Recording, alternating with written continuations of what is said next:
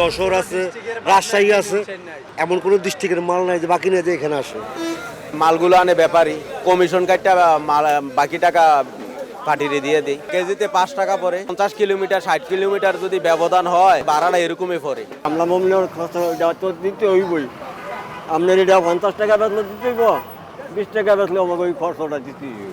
কৃষকদের জন্য একটা এগ্রিকালচারাল প্রাইস কমিশন হওয়া উচিত। কমিশন বলে দেয় যে এর নিচে কৃষি পণ্য বিক্রি করা যাবে না, সুতরাং কৃষকদের ওই সুযোগটা আমাদের দেওয়া উচিত। বিভিন্ন রকমের শাকসবজি বা কৃষি পণ্য যেগুলো রয়েছে মুক্তি, আমরা দেখতে পাই যে বাজারে সেগুলোর দাম কিন্তু সবসময় বেশ চড়া থাকে বর্তমান সময়ের কথা যদি আমরা বলি। এবং এই যে মাঠ থেকে যখন বাজার হয়ে ভোক্তার হাতে এই কৃষি পণ্যগুলো পৌঁছাচ্ছে তখন আসলে কয়েকটি ধাপ থাকে মাঝখানে, এবং এই ধাপগুলোর কারণেই কিন্তু মূলত দামগুলো বেড়ে যাচ্ছে। এবং এই দাম বাড়ার ফলে যে লোকসান হয় সেই লোকসান কিন্তু গুনতে হয় কৃষক আর ভোক্তাদেরকে।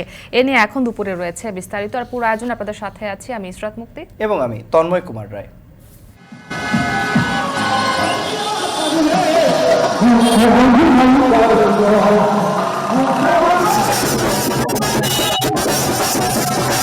বেকারত্ব আমরা গুছিয়ে আমরা করব এই 14 আসনকে স্মার্ট 14 আসন। ইনশাল্লাহ জয় আমাদের নিশ্চিত, জয় আমাদের হবেই। আমি আশা করছি ঢাকা 10 আসনে বিপুল ভোটে বিজয়ী হয়ে আমি আমার এই 10 আসনের নৌকা মাননীয় প্রধানমন্ত্রীর কাছে তুলে দিতে পারবো। আমরা দেখছিলাম যে আজ ছুটির দিনে কিন্তু সারা দেশে নির্বাচনী প্রচারের মাঠ একদমই জমজমাট, এবং আজকেও যারা প্রার্থী এবং অন্যান্য যারা নেতাকর্মী রয়েছেন তারা কিন্তু ভোটারদের দ্বারে দ্বারে যাচ্ছেন, ভোট প্রত্যাশা করছেন। এবং আমরা নিশ্চয়ই আজকে আমরা জানি যে এই নির্বাচনী প্রচারণার 12তম দিন চলছে। আমরা জানাবো সেই নির্বাচনী প্রচারণার খবর। তবে শুরুতেই আপনাদেরকে জানাতে চাই কৃষি পণ্যের ন্যায্য মূল্যের খবর। 5 টাকার একটি ফুলকপি আর 1 কেজি শিমে কতজনের লাভের অংশ যোগ হওয়ার পর দাম আসলে হাফ সেঞ্চুরি করতে পারে? আমদানির পরও পেঁয়াজে সুলভ দাম কেন ভোক্তা পান না? আমরা প্রশ্ন দিয়ে শুরু করছি, কারণ কৃষক থেকে ভোক্তা পর্যন্ত কৃষি পণ্যের বাড়তি যে দাম রয়েছে সেখানে বেশ কিছু ধাপ রয়েছে, এবং প্রতিটি ধাপেই কমিশনভোগীদের তৈরি করা দুর্মূল্যের বাজারে চড়া সুদ গোনেন কৃষক এবং ভোক্তা। জসিমউদ্দিনের ক্যামেরায় আরও জানাচ্ছেন সেলিয়া সুলতানা।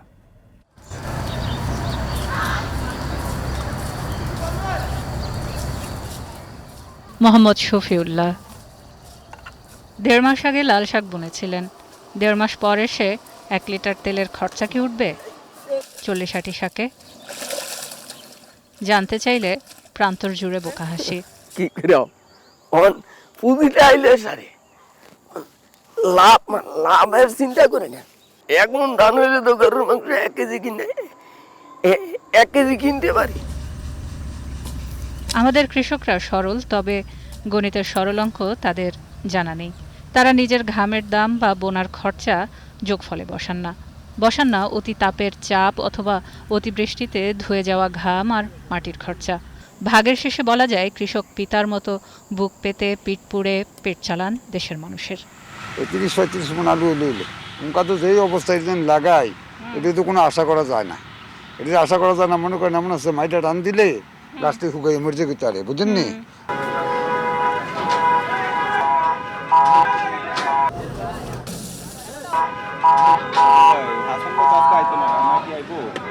যশোর আছে, রাজশাহী আছে, এমন কোনো ডিস্ট্রিক্টের মাল নাই যে বাকি নেই যে এখানে আসে।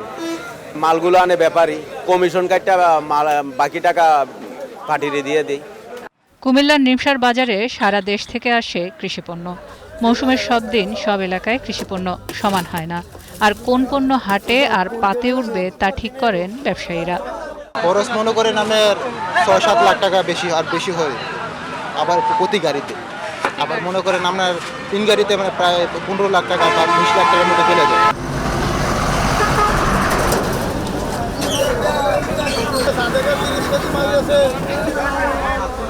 সন্ধ্যা থেকে আসতে শুরু করে ট্রাক। কয়েকশো ট্রাকের পণ্য নিয়ে রাতভর টানাটানি চলে। দাম দস্তুর, কোনো ট্রাফিক সিগন্যাল না থাকলেও ফোনের বাটনে ট্রাক তার গন্তব্য বদলায়, কারণ লাভের বাজারে কৃত্রিম সংকট তৈরিও অলিখিত এজেন্ডা। যশোর থেকে আনতে আপনার কেমন খরচ পড়েছে? কেজিতে 5 টাকা পড়ে। বিক্রি করে মনে করেন 100 কমিশন কাটি, সিমে কেজিতে কমিশন কাটি। 50 কিলোমিটার 60 কিলোমিটার যদি ব্যবধান হয় ভাড়াটা এরকমই পড়ে। কেজিতে 5 টাকা যোগ। হ্যাঁ, 5 টাকা যোগ হয়। বাজারে বড় আড়তদারদের ভিড়ে দোকান লাগিয়েছেন মুন্সিগঞ্জের খোরশেদ ব্যাপারী ও আনোয়ার হোসেন প্রধান। নিজের ক্ষেতের করলা এবার ভালো ফলন হয়েছে, তবু ভালো দাম পাওয়ার আশায় এই প্রথম নিমসার বাজারে আসা। এই প্রতিযোগিতায় খোরশেদ ব্যাপারী কি টিকে থাকতে পারবেন? 8 বছর তো বেশি এগুলি একটা খাসি 6,000-7,000 টাকা খাসি বিক্রি করছি। এবছর তো অনেক বাংলার দাম কম থেকে ব্যাপারী মাত্র দায়টা না, এটা 5 টাকা কমিশন। দেশের সব আড়তের চিত্র এক, দোকান টেবিল প্রতি ধরা হয় ঘর, চালান কমিশনভোগী আড়তদাররা। কৃষকের থেকে সরাসরি কেনা স্থানীয় ব্যাপারীরা ট্রাকে করে ঘর প্রতি পণ্য পাঠান আড়তদারদের কাছে।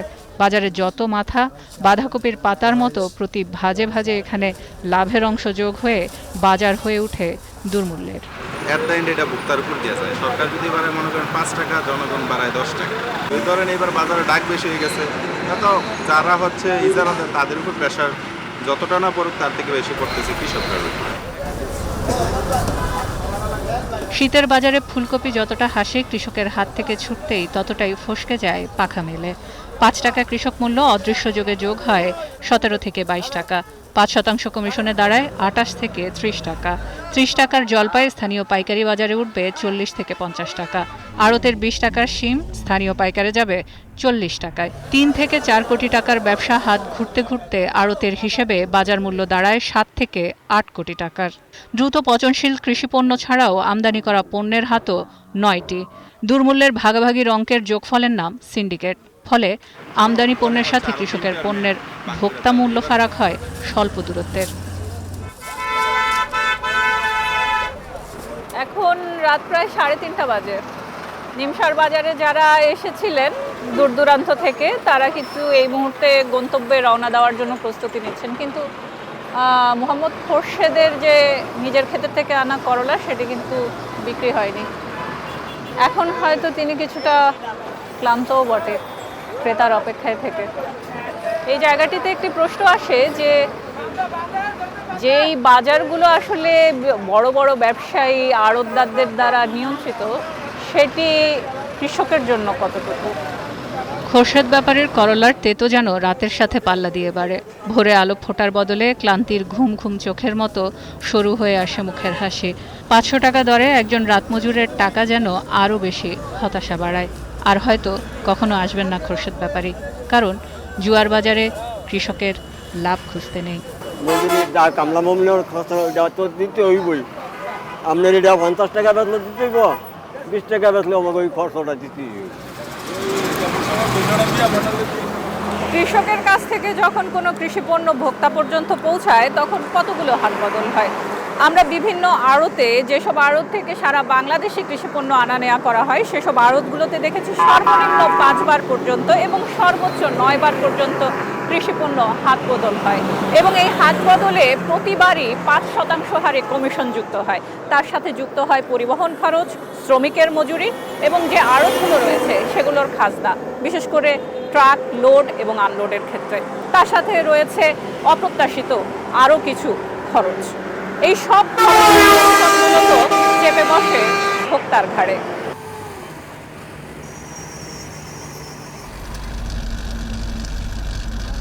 মাহাবুলের গন্তব্য পাবনা। প্রতি মাসে কৃষিপণ্য নিয়ে এই রোডে তার যাওয়া আসা হয় 10 বার। মাস্তুল নামে কখনো নিমসারে, কখনো চট্টগ্রামে। প্রতি ট্রিপে জ্বালানি খরচ সহ 30,000 টাকা। মানবসৃষ্ট দুর্যোগে খরচা আরও বাড়ে। যাত্রাবাড়ি টোল দিয়ে সারি টুকাই সালবাল কয় 1275 টাকা দে। কিসের 1275 টাকা? 100 টাকা করে সাদা। যদি না দিই সালবালুটি সারি চিন্তা করে নিতে চাই। সব পুকুরের টাকা পয়সা যা আছে সব কিন্তু বাইরে নেবো যাত্রাবাড়ি টোল দেওয়ার পরে, মানে ওই দিক থেকে আসার সময়। আর এদিক থেকে যাওয়ার সময় গুলিস্তানের টোল দেওয়ার পরেই 100 করে চাঁদা লেয়।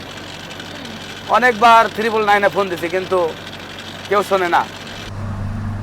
আমাদের প্রত্যেকটা স্টেপ হচ্ছে আনসিন, আমরা দেখতে পাই না। এই যে আমরা কৃষিতে সিন্ডিকেট বিষয়টা বলি, সিন্ডিকেট এই যে সিন্ডিকেটটা, এটাও যদি আমরা প্রপার ডিজিটাইজেশনের আন্ডারে আনতে পারতাম কৃষিকে, তাহলে কিন্তু এটাও থাকতো না। প্রত্যেকটা চেইনে, প্রত্যেকটা স্টেপে আমরা জানতে পারতাম যে দামটা কোথায় বাড়ছে। অর্থনীতিবিদরা মনে করেন কৃষকের পণ্যের ন্যায্য মূল্য নির্ধারণ করার ব্যবস্থাপনা প্রয়োজন জাতীয়ভাবে। কৃষকদের জন্য একটা এগ্রিকালচারাল প্রাইস কমিশন হওয়া উচিত, যেটা ভারতে আছে। মানে পণ্যের একটা পণ্য আবাদ করতে সেগুলো কত খরচ লাগে, মার্কেটিং করতে কত খরচ লাগে, পরিবহন করতে কত খরচ লাগে, এগুলো সব মিলিয়ে একটা কমিশন আছে। কমিশন বলে দেয় যে এর নিচে কৃষি পণ্য বিক্রি করা যাবে না। সুতরাং কৃষকদের ওই সুযোগটা আমাদের দেওয়া উচিত। কৃষি প্রধান দেশের শীতেও বাজারে ঝাঁজ ছড়ায়। যত সময় পেরোয় অদৃশ্য কুয়াশায় ভারী হতে থাকে বাজারের ব্যাগ। মোহাম্মদ শফিউল্লাহর লাল শাক রং না বদলালেও অদৃশ্য জাদুতে ক্রেতার পাতে ওঠে স্বর্ণের দামে। ফুলকপির সাথে হিরে বসানো সোনার ফুলের তুলনা খুবই যৌক্তিক হয়ে ওঠে ঝাপসা দুর্মূল্যের বাজারে। সেলিয়া সুলতানা, এখন, কুমিল্লা।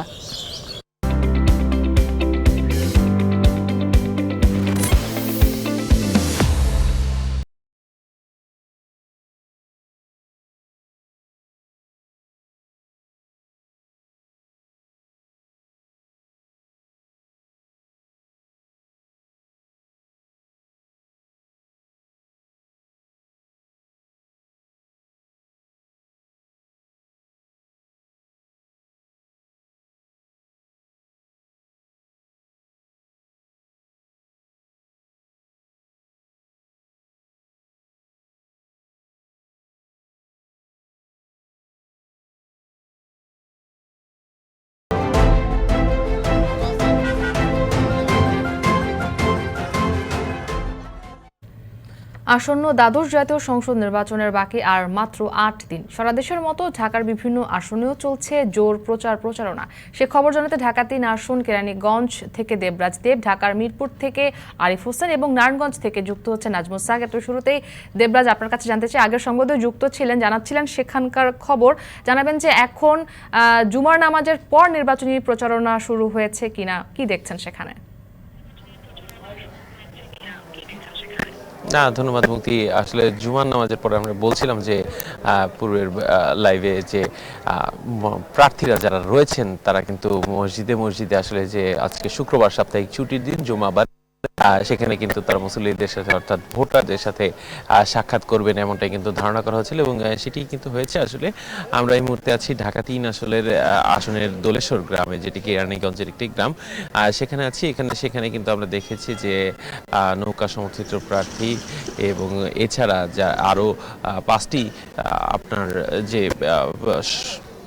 প্রার্থী রয়েছেন তারা কিন্তু আসলে এই যে আমাদের সময় ভোটারদের কাছে গিয়েছেন, ভোটারদের কাছে কিন্তু তাদের নানা রকম প্রতিশ্রুতি ব্যক্ত করেছেন এবং তারা কিন্তু তাদের নিজেদের পক্ষে ভোট চেয়েছেন। আমরা জানি যে ঢাকা ৩ আসনে লক্ষ ভোটার রয়েছেন এবং এই ভোটাররা কিন্তু এই যে আপনার পরিবর্তিত আপনার কেরানীগঞ্জ, সেখানকার যে তাদের জীবনযাত্রার মান উন্নয়ন যে পদক্ষেপগুলো নেওয়া দরকার সেগুলোর কিন্তু তারা আসলে প্রার্থীদের কাছ থেকে প্রত্যাশা করছে। আমরা জানি যে এই অংশটা, এই কেরানীগঞ্জের এই অংশে কিন্তু একটি অংশ একদম প্রাচীন এবং আরেকটি অংশ রয়েছে সেটি কিন্তু আধুনিক নতুনভাবে গড়ে তোলা হচ্ছে এবং যে অংশটি প্রাচীন রয়েছে সেখানে কিন্তু ছোট এবং মাঝারি শিল্প কারখানাগুলো রয়েছে এবং সেখানকার যারা ভোটাররা রয়েছেন তারা কিন্তু আমাদের যেটা বলছেন যে প্রার্থীদের কাছ থেকে তারা নির্বিঘ্নে আসলে ব্যবসা বাণিজ্য পরিচালনা করতে পারে।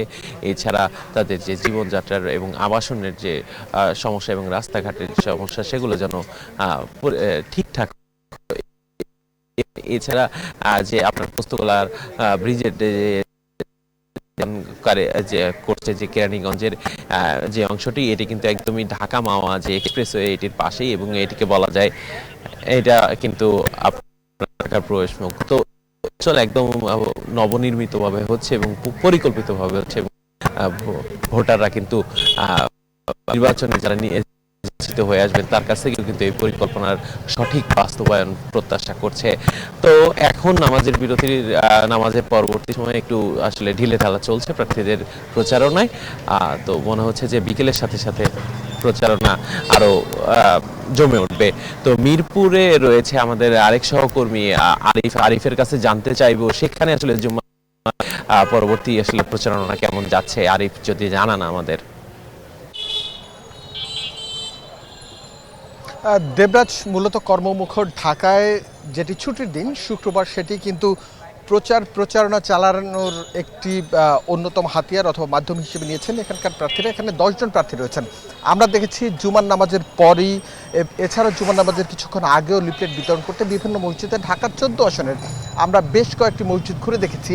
সেখানকার বাইরে বিভিন্ন প্রার্থীর কর্মী সমর্থকরা তারা কিন্তু তাদের লিফলেট, ইশতেহার, নির্বাচনী বিভিন্ন ধরনের প্রতিশ্রুতি দিচ্ছেন। তারা সাধারণ মানুষদের সাথে কথা বলছেন এবং নিজেদের দলীয় প্রার্থীর পক্ষে ভোট চাইছেন। আমরা এই মুহূর্তে মিরপুর 1-এর নূরে আলম জামি মসজিদের সামনে আছি। এখানে কিছুক্ষণ আগে এই মসজিদে নামাজ পড়েছেন আওয়ামী লীগের প্রার্থী, যুবলীগের সাধারণ সম্পাদক মাইনুল হোসেন খান নিখিল। তিনি নির্বাচনের প্রতিশ্রুতিতে বলেছেন এই এলাকার যেই ধরনের সমস্যা রয়েছে, অর্থাৎ এই এলাকায় কোনো জায়গায় গ্যাসের কিছু সমস্যা রয়েছে, পানিরও কিছু সমস্যা রয়েছে, সেই সমস্যাগুলো তিনি সমাধান করে দেবেন। এছাড়া প্রধানমন্ত্রীর যেই নির্বাচনী ইশতেহার উন্নত বাংলাদেশের স্বপ্ন, সেই স্বপ্ন পূরণে, বাস্তবায়নে তিনি কর্মসংস্থান যাতে তৈরি হয় সে বিষয়ে কাজ করবেন। অপরদিকে আমরা দেখেছি এই আসনের স্বতন্ত্র প্রার্থী ট্রাক মার্কায় এই দুজনের মধ্যে প্রতিদ্বন্দ্বিতা হবে এমনটাই ধারণা করছেন সাধারণ মানুষ। তিনি ভোটারদের দ্বারে দ্বারে যাচ্ছিলেন, তাকে দেখেছি আমরা এ ব্লকের 1, 2, 3, 4, 5 নম্বর রোডে প্রচারণা চালাতে। সেখানে তিনি ভোটারদের প্রতিশ্রুতি দিচ্ছিলেন, কারণ সেখানে অনেকটাই নিম্ন আয়ের মানুষ, তাদের কর্মসংস্থান করোনা কেন্দ্রিক, ইউক্রেন রাশিয়ার যুদ্ধ কেন্দ্রিক, পরবর্তীতে কিছুটা বিপাকে পড়েছে। সেই কর্মসংস্থান কিভাবে তারা তৈরি করবেন এবং নিজেদের কিভাবে প্রশিক্ষণ করবেন, সেই প্রশিক্ষণের ব্যবস্থা তিনি তৈরি করে দিবেন এমনটাই প্রতিশ্রুতি দিয়েছেন। এখন পর্যন্ত এই আসনে প্রার্থীদের মধ্যে ভোটযুদ্ধ কিন্তু জমজমাটভাবেই চলছে, এটা বলা যায়। কে নির্বাচিত হবেন সেটা কিন্তু 7 তারিখের সন্ধ্যার পরেই বোঝা যাবে। এই মুহূর্তে ফতুল্লাহ আছেন আমার সহকর্মী, আমরা সরাসরি চলে যাব তার কাছে। আমরা জানবো ওই এলাকায় জুমার নামাজের পরে প্রচারণার কি অবস্থা। আরিফ, ঢাকার যেই খবরটা জানাচ্ছিলেন, আমরা কিন্তু নারায়ণগঞ্জে জুমার নামাজ পরবর্তী দেখিনি, তার কারণ আজকে ছুটির দিন হওয়া সত্ত্বেও তারা আসলে 3টের পরেই তারা বেশ কিছু আসলে ঘরোয়া সমাবেশ করবেন বলে আমরা জেনেছি। এই মুহূর্তে রয়েছে ফতুল্লা বাজারে। এই ফতুল্লা বাজার কেন্দ্রিক যেই ব্যবসা বাণিজ্য রয়েছে, এইখানের একটা বড় অংশ কিন্তু ভোটার রয়েছেন। ভোটারদের প্রত্যাশা যে আগামী দিনে যিনি আসবেন তিনি যাতে এই ফতুল্লার জন্য কিছু করে যান। পাশাপাশি যেহেতু এই ফতুল্লা বাজার ঘিরে একটা বড় ব্যবসায়িক অঞ্চল, এই ব্যবসায়িক অঞ্চলে কিন্তু অঞ্চল ঘিরে আসলে ব্যবসায়ীদের প্রত্যাশা যেখানে যাতে চাঁদাবাজি না হয়, পাশাপাশি ব্যবসার একটা সুষ্ঠু একটা পরিবেশ তৈরি করেন, সেই প্রত্যাশা কিন্তু তাদের। এছাড়া নারায়ণগঞ্জ 4 আসনের আমরা বিভিন্ন এলাকা ঘুরেছি।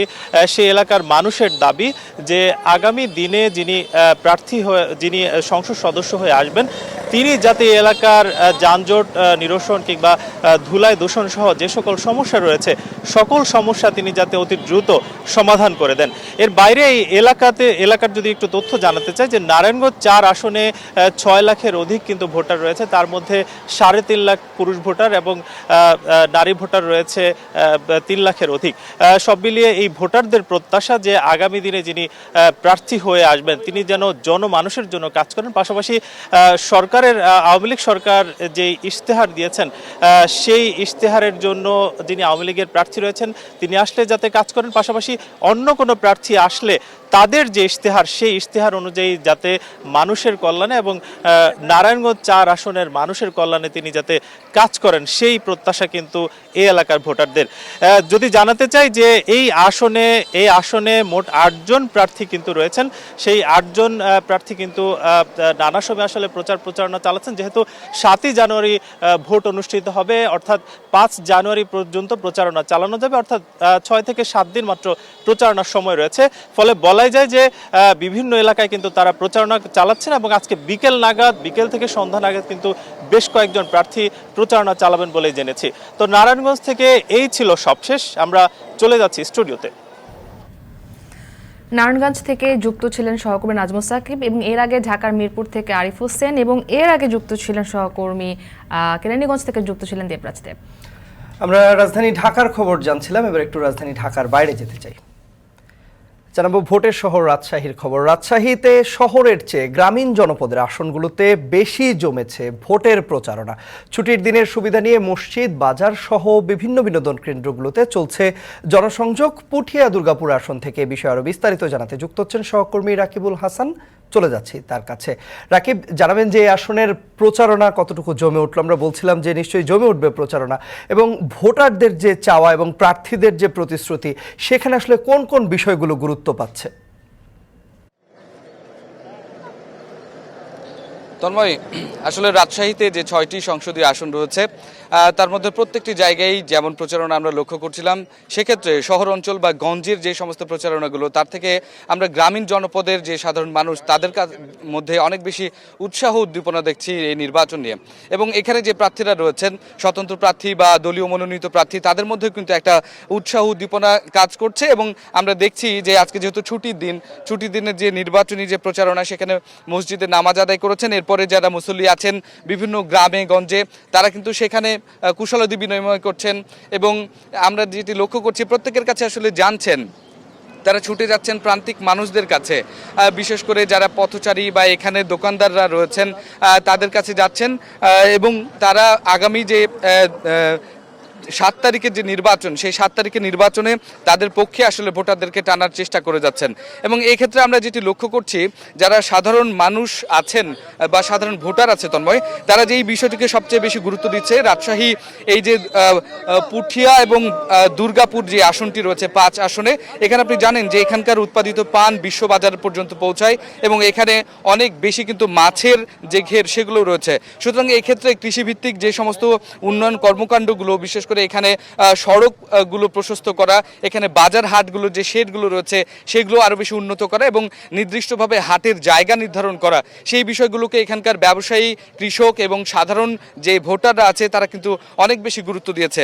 সেক্ষেত্রে এখানে যে 6 জন যে প্রার্থী রয়েছে বিভিন্ন দলের, সেই প্রার্থীদেরকে আমরা দেখেছি সবসময় এই বিষয়গুলোকে ঘিরেই প্রতিশ্রুতি দিতে। এবং এখানে যে স্বতন্ত্র প্রার্থী ওবায়দুর রহমান, তিনি এখানে যে গণসংযোগ করছেন, আমরা তার ক্ষেত্রেও আসলে যেটি লক্ষ্য করছি যে তিনি কিন্তু এই জনপদের প্রত্যেক মানুষকে বলার চেষ্টা করছেন যে তিনি নির্বাচিত হলে এই প্রতিশ্রুতিগুলো তিনি বাস্তবায়ন করবেন। তবে সাধারণ মানুষ যেটি বলছে, এখানে প্রায় 2টি উপজেলার প্রায় 3,68,570 জন ভোটার, তারা প্রত্যেকে বলছেন যে আসলে বিগত সময়ের মতো শুধুমাত্র প্রতিশ্রুতির মধ্যে আটকে থাকলেই হবে না, এটি বাস্তবায়ন করতে হবে। এবং যারা এটি করতে অনেক বেশি উৎসাহিত হবেন, তাদেরকে আসলে তারা 7 তারিখের নির্বাচনের রায়টি ব্যালটের মাধ্যমে দিবেন। তো তন্ময়ী, রাজশাহীর বানেশ্বর এলাকা থেকে আমার কাছে এই ছিল সর্বশেষ খবর। রাজশাহী থেকে যুক্ত হয়ে ভোটের মাঠের প্রচারণার খবর জানাচ্ছিলেন আমাদেরকে সহকর্মী রাকিবুল হাসান। নির্বাচনী সফরে বরিশালে পৌঁছেছেন আওয়ামী লীগ সভাপতি শেখ হাসিনা। বিকেলে শহরের ঐতিহাসিক বঙ্গবন্ধু উদ্যানে জনসভায় বক্তব্য দেবেন তিনি। এ নিয়ে আরও বিস্তারিত জানাতে আমাদের সঙ্গে যুক্ত হচ্ছেন সহকর্মী আজহার লিমন এবং সহকর্মী ফিরদাউস সোহাগ। প্রথমেই যাচ্ছি লিমনের কাছে। লিমন, মাঠে নেতাকর্মীদের উপস্থিতি কেমন দেখছেন এবং একই সঙ্গে নির্বাচনী প্রচারে স্থানীয়দের যে দাবি দাবাগুলো রয়েছে, সেগুলোতে আসলে কোন ধরনের প্রস্তাবনা উঠে আসছে কিনা জানতে চাই আপনার কাছে।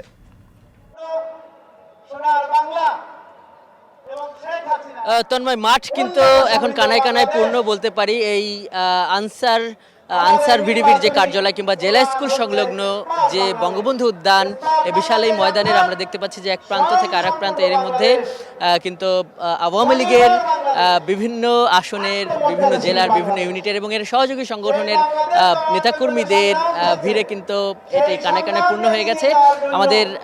আমার পেছনে দেখছেন যে নৌকাকৃতির একটি মঞ্চে ঠিক এখন স্থানীয় আওয়ামী লীগ নেতারা বক্তব্য দিচ্ছেন। ঠিক একটু আগে এখানে বক্তব্য দিলেন এই বরিশালের সাবেক মেয়র সেরেনিয়াবাদ সাদিক আব্দুল্লাহ। আমরা দেখেছি যে জেলা আওয়ামী লীগের যিনি সভাপতি আবুল হাসনাত আবদুল্লাহ, উনিও কিছুক্ষণ আগে এখানে যোগ দিয়েছেন। এই মঞ্চে আছেন বরিশালের বিভাগের যে 6টি জেলা, সেই 6টি জেলার আওয়ামী লীগের নেতাকর্মীরা তারা এখানে আছেন। প্রধানমন্ত্রীর অপেক্ষা করছেন তারা। প্রধানমন্ত্রী এরই মধ্যে এই বরিশালে এসে পৌঁছেছেন। তিনি এখন জেলার যে সার্কিট হাউস, সেখানে কিছুটা বিরতি নিচ্ছেন এবং আমাদের হাতে যে সূচি রয়েছে আর কিছুক্ষণের মধ্যে, অর্থাৎ বেলা 3টার মধ্যেই উনি এই বঙ্গবন্ধু উদ্যানের এই স্থানীয় আওয়ামী লীগ আয়োজিত এই সমাবেশে বক্তব্য রাখবেন। জানিয়ে রাখি যে বিজয়ের মাসের একদম শেষ মুহূর্তে বরিশাল আওয়ামী লীগ এই জনসভার আয়োজন করেছে। আমরা এখানে বিজয়েরই একটি আবহ তৈরি করার চেষ্টা দেখছি আওয়ামী লীগকে। পুরো মাঠ জুড়ে কিন্তু জাতীয় পতাকায় বলতে পারি ছেয়ে গেছে, ছোট রেশিওর, বড় রেশিওর নানান জাতীয় পতাকা যেমন এখানে পথ করে উঠছে, সেই সঙ্গে নেতাকর্মীদের প্রত্যেকের হাতেই কিন্তু জাতীয় পতাকা রয়েছে। তারা বিভিন্ন ইউনিট থেকে যারা এসেছেন তারা কিন্তু নানানভাবে নিজেদের শক্তিমত্তা জানান দেবার এখানে চেষ্টা করছেন। ভিন্ন ভিন্ন ক্যাপ পরে, ভিন্ন ভিন্ন গেঞ্জি পরে তারা তাদের নেতাকর্মীদের, তাদের যারা নেতা তাদের নামে স্লোগান দিচ্ছেন। জানিয়ে রাখি যে এই বরিশালে প্রধানমন্ত্রী শেখ হাসিনা বারবারই এসেছেন, বিশেষ করে নির্বাচনী প্রচারণায় 2018 সালের পরেও এখানে এসেছেন। এখানে বরিশালবাসীর বড়দাগে যে দাবিগুলো আমরা এখানে দেখতে পাচ্ছি, তারা চাচ্ছেন যে ভাঙা থেকে এই বরিশাল পর্যন্ত 6 লেন সড়ক হোক, তারা চাচ্ছেন যে গ্যাস সংযোগ হোক এবং রেলেরও এখানে সংযোগ হোক।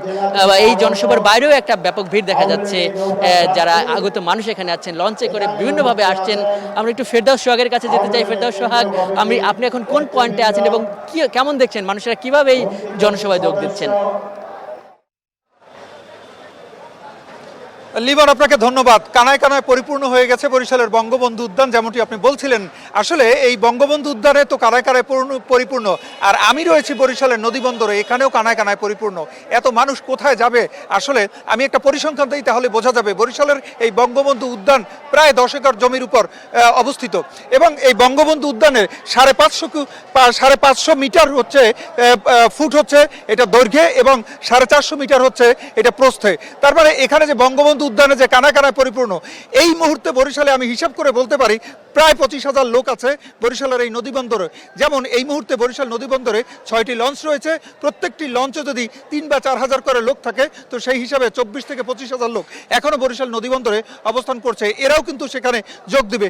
এছাড়া বরিশাল নদীবন্দরের এখনও এই নদীবন্দরে ভিড়তে পারেনি, অর্থাৎ মাঝ নদীতে রয়েছে, পথে রয়েছে, এরকম লঞ্চের সংখ্যা আরও প্রায় 10 থেকে 12টি রয়েছে, এমনটা আমরা খবর পেয়েছি। সব কিছু মিলিয়ে অসংখ্য মানুষ এখনও আসছে। বরিশাল বিভাগ সহ বরিশালের বিভিন্ন জায়গা থেকে কিন্তু লোক আসছে, এবং এই বঙ্গবন্ধু উদ্যানে কারাগারে পরিপূর্ণ করার পরও কিন্তু অসংখ্য লোক রাস্তায় দাঁড়িয়ে আছে, আমরা সেই খবরটি পেয়েছি। আসলে লিমান, আপনাকে যদি জানাই, সেটি হচ্ছে যে ঘোষণাটি দিয়েছিল এখানকার আওয়ামী লীগ, তারা কিন্তু বলেছিল এমন একটি কথা যে আসলে বঙ্গবন্ধু উদ্যান কানায় কানায় পরিপূর্ণ হবে, অসংখ্য মানুষের সমাগম হবে। সেটি কিন্তু আসলে তারা সফল হয়েছেন। এক কথায় যদি বলি, বরিশালের আজকের যে জনসভা, সেটি কিন্তু আসলেই এক কথায় বলতে গেলে অসংখ্য মানুষের উপস্থিতি রয়েছে, এবং সেই জনসভার আয়োজকরা এক কথায় বলা যায় যে সফল হয়েছেন। বরিশাল নদীবন্দর থেকে এই যে জনসভায় যে লোকজন যাচ্ছে, তার খবর ছিল এতটুকুই আমার কাছ থেকে। আওয়ামী লীগ সভাপতি শেখ হাসিনার নির্বাচনী সফর, অর্থাৎ বরিশালে আজকে তিনি সফর করবেন এবং এরই মধ্যে পৌঁছেছেন। আমাদেরকে সেখান থেকে যুক্ত হয়ে সেই খবরাখবর জানাচ্ছিলেন সহকর্মী ফিরদাউস সোহাগ, এবং এর আগে আমাদের সঙ্গে যুক্ত ছিলেন সহকর্মী আজহার লিমন। এখন দুপুরের আয়োজনের সময় হলো ছোট্ট একটা বিরতিতে যাবার। ফিরছি একটু পর, সাথেই থাকুন।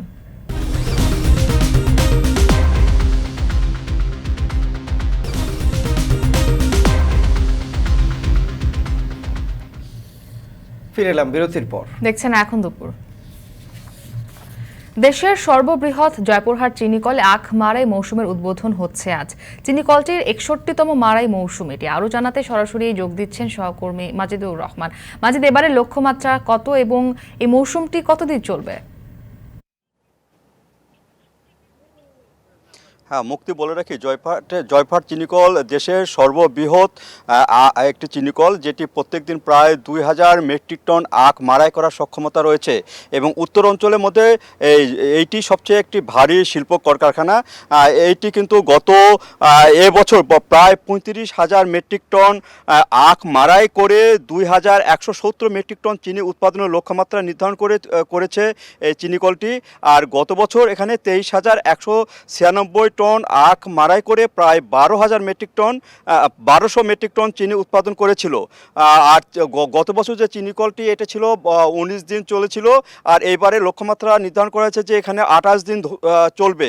আর এটি 1962 সালের পর থেকে প্রায় 61টি মাড়াই মৌসুম এটি অতিবাহিত করেছে। আজকে যে মাড়াই মৌসুম শুরু হচ্ছে, এটি 61তম মাড়াই মৌসুম। আর দেশের যে 15টি চিনিকল রয়েছে, সেই চিনিকলের মধ্যে 9টি চিনিকল এখন চালু রয়েছে, 6টি চিনিকল বন্ধ হয়েছে। আর এই চিনিকলে পার্শ্ববর্তী নওগাঁ, দিনাজপুর, গাইবান্ধা এবং রংপুর জেলা থেকে কিন্তু আখ আসবে। এই আখ গত 20 সালে যে পঞ্চগড়, সেতাবগঞ্জ, শ্যামপুর, রংপুর, পাবনা, কুষ্টিয়া এই 6টি চিনিকল বন্ধ রয়েছে। তার মধ্যে প্রায় 4টি চিনিকল বন্ধর যে আখগুলো রয়েছে সে আখগুলো কিন্তু এই চিনিকলে আসবে। আর এই চিনিকলে কিন্তু যে চিনির লক্ষ্যমাত্রা নির্ধারণ করা হয়েছে সেটি বিগত যে বছরগুলো এখানে চিনি উৎপাদন হয়েছিল এবং আখ উৎপাদন হয়েছিল তার চেয়ে কিন্তু অনেকটা কম। আগে প্রায় 1 লাখ মেট্রিক টন আখ মাড়াই করে প্রায় 23,000-24,000 মেট্রিক টন চিনি উৎপাদন হয়েছিল। সেখানে আজকে যে মাড়াই মৌসুম সেটি লক্ষ্যমাত্রা নির্ধারণ করা হয়েছে মাত্র 2,000 মেট্রিক টন চিনি উৎপাদনের লক্ষ্যমাত্রা নির্ধারণ করা হয়েছে। আর এই আখ মাড়াই মৌসুম থেকে আরম্ভ করে যে চিনিগুলো এখানে উৎপাদন হয় সেই চিনিকল কিন্তু এখানে যে ডিলার রয়েছে তাদের কাছে বিক্রি করা হয়, তাছাড়া বাজারেও বিক্রি করা হয়। আর আপনি জেনে থাকবেন দেশে প্রায় 20 লাখ মেট্রিক টন চিনির এখানে যে প্রয়োজন সেটি কিন্তু রয়েছে বাংলাদেশে। সেই তুলনায় কিন্তু মাত্র এখানে 23,000 মেট্রিক টন চিনি উৎপাদন হয় বাংলাদেশে। সেই ক্ষেত্রে প্রায় আমদানি প্রায় 2% চিনি এখানে দেশে আমরা উৎপাদন করতে পারছি, আর বাকি চিনিগুলো কিন্তু বিদেশ থেকে আমাদের আমদানি করতে হয়। সেক্ষেত্রে এই চিনিকলগুলো যে অবস্থা রয়েছে সেখান থেকে উত্তরণের জন্য এখানে বেশি করে আরও আখ উৎপাদনের লক্ষ্যমাত্রা নির্ধারণ করা প্রয়োজন বলে মনে করছেন এখানে বিশেষজ্ঞ মহল, এবং তারা চাচ্ছেন যে এই চিনিকলগুলো যদি ভালোভাবে এখানে মাড়াই মৌসুমগুলো অতিবাহিত করা যায় তাহলে হয়তো চিনির যে আমদানি সেই আমদানির লক্ষ্যমাত্রা কমে আসবে এবং দেশের যে টাকা সেই টাকাটা দেশে থাকবে এবং আমদানিগুলো অত করতে হবে না। সেক্ষেত্রে লক্ষ্য দেওয়া উচিত এখানে আখ উৎপাদন করা এবং বেশি করে চিনি উৎপাদন করা। তো মুক্তি, এই ছিল আমার কাছে বগুড়ার আজকে যে আখ মাড়াই মৌসুম এখানে উদ্বোধন হতে যাচ্ছে তার সর্বশেষ।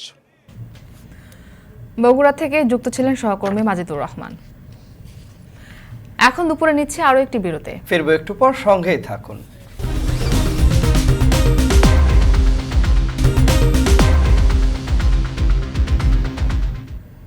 বিরতির পর আবারও ফিরে এলাম। দেখছেন এখন দুপুর।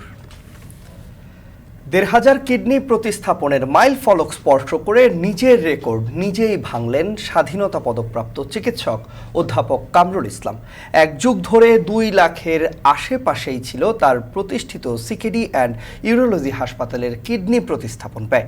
অসহায় মানুষের পাশে দাঁড়াতে 1500 প্রতিস্থাপনের একটিতেও নেননি ব্যক্তিগত পারিশ্রমিক। মুজাহিদ শুভর প্রতিবেদনে দেখুন সেই গল্প। নিজের পারিশ্রমিক ছাড়া 1000 কিডনি প্রতিস্থাপন করে দেশে বিদেশে সাড়া ফেলে দিয়েছিলেন অধ্যাপক কামরুল ইসলাম। মানবিক কাজের স্বীকৃতি হিসেবে দেশের সর্বোচ্চ সম্মান স্বাধীনতা পদকে ভূষিত হন শহীদ মুক্তিযোদ্ধার এই সন্তান। এরপর দায়িত্ব বোধ যেন আরও বেড়ে যায়। মাত্র 26 মাসে আরও 500 কিডনি প্রতিস্থাপন করে নিজেই নিজের রেকর্ড ভাঙেন। কোভিডকালে সরকারি বেসরকারি সব হাসপাতালে প্রতিস্থাপন প্রায় বন্ধ হলেও তিনি 250টি কিডনি প্রতিস্থাপন করে মানুষের পাশে দাঁড়িয়েছিলেন। প্রথম দিককার যে রোগীগুলো প্রায় 3-4-5টা বোধহয় এরকম পরপর সাকসেসফুল হয়ে গেছে, সেটাই আমাদের অনুপ্রেরণা জুগিয়েছে। প্রথম দিকে আমরা প্রতি মাসে হয়তো একটা করতাম, সেই রোগীটা অনেক দিন হাসপাতালে রাখতাম, ছুটি হয়ে তারপর বাড়ি যেতে যেতে প্রায় 1 মাস পরে যেত। রোগীরাই আমাদেরকে পুশ করেছে, আমাদেরকে জোর করেছে যে করে দেন স্যার, ফলে আমরা বাধ্য হয়েছে করতে। রোগীদের মাত্রাতিরিক্ত চাপ ও মানুষের অসহায়ত্ব ঘুচাতে তিনি এখন সপ্তাহে 5টি প্রতিস্থাপন করছেন। নিজ হাতে গড়া সিকেডি অ্যান্ড ইউরোলজি হাসপাতালের রেকর্ড বলছে প্রতিস্থাপনের পর 1 বছর কিডনি সচল থাকার হার 94%, 3 বছর পর্যন্ত 84%, 5 বছর পর্যন্ত 72% এবং 10 বছর পর্যন্ত কিডনি সচল বা সুস্থ থাকার হার 50%। প্রায় 70% দাতা হলো প্যারেন্টস। বয়স্ক মানুষ কিডনি দান করেন, সেই কিডনিগুলো অতটা ভালো কাজ করে না। দেখা যায় যে কিডনিন হয়তো 180-160, যেটা থাকার কথা ইয়াং কিডনি 100 কিংবা 100 নিচেও থাকে অনেক সময়। সফল প্রতিস্থাপনের পরও ফলো আপ ও পরীক্ষা নিরীক্ষায় খরচ চালাতে না পারায় অনেকে মৃত্যুর শিকার হন। সেদিক বিবেচনায় সিকেডিতে প্রতিস্থাপন করা প্রতিটি রোগীর আমৃত্যু বিনামূল্যে ফলো আপ ও পরীক্ষা নিরীক্ষার সুযোগ করে দিয়েছেন অধ্যাপক কামরুল ইসলাম। আমাদের ইভেন 10-15 বছরের রোগীও আছে যারা ফলো আপ করতে আসে। তাদের এই যে ছোট ছোট যেসব পরীক্ষা লাগে, ইউরিন, ক্রিটিনিন, সিবিসি, আরবিএস, এই টেস্টগুলো আমরা ফ্রি করি। শুধু প্রতিস্থাপন নয়, উপযুক্ত ট্রান্সপ্লান্ট সার্জন তৈরিতে অধ্যাপক কামরুল ইসলামের জুড়ি নেই বলে জানান 1500 কিডনি প্রতিস্থাপনের সাক্ষী একমাত্র সার্জন ডাক্তার তৌহিদ বেলাল। কাজ ছেড়ে দেওয়া, কাজ শেখানো, প্রত্যেকটা স্টেপে বিভিন্ন প্রবলেম, কমপ্লিকেশন বা যে কোনো সিনারি তৈরি হলে এটা কীভাবে ম্যানেজ করতে হয়, এগুলো স্টেপ বাই স্টেপ স্যার বলতেই থাকে। স্কিল ম্যান পাওয়ার তৈরির ক্ষেত্রে স্যারের যে আগ্রহ, এর কোনো কমতি নাই। জাতীয় কিডনি ইনস্টিটিউটে প্রথম কিডনি প্রতিস্থাপন শুরু হয়েছিল অধ্যাপক কামরুল ইসলামের হাত ধরেই। 50-এর অধিক প্রতিস্থাপন করা ইনস্টিটিউট এখন বিনামূল্যে কিডনি প্রতিস্থাপন করছে। প্রতি সপ্তাহে 1-এর অধিক কিডনি প্রতিস্থাপনের অঙ্গীকার ইনস্টিটিউটটির পরিচালকের। আমরাও স্যারের এই সফলতার জন্য স্যারকে অন্তঃস্থল থেকে শুভেচ্ছা জানাচ্ছি। আমরা শুরু করেছি, আশা করি আমরাও একটা ল্যান্ডমার্কে পৌঁছাইতে পারবো। এক হাতে দেশের 1/3 কিডনি প্রতিস্থাপনের পর এখন হাসপাতালের পরিসর বাড়ানোর স্বপ্ন দেখছেন তিনি। প্রতিস্থাপনের সংখ্যা বাড়াতে আগামীতে ক্যাডেভারিক বা ব্রেন ডেথ রোগীর শরীর থেকে কিডনি নিয়ে তা প্রতিস্থাপনের দিকে বেশি নজর দিচ্ছেন এই মানবিক চিকিৎসক। মুজাহিদ শুভ, এখন, ঢাকা। ছিল এখন দুপুরের আয়োজনে। তবে যাবার আগে জানাতে চাই সবশেষ খবর সবার আগে পেতে ভিজিট করুন এখন টেলিভিশনের ওয়েবসাইট www.ekhon.tv। ফেসবুকে দেখতে ভিজিট করুন facebook.com/tv.ekhon আর ইউটিউবে সরাসরি দেখুন youtube.com/c/ekhon টিভিতে।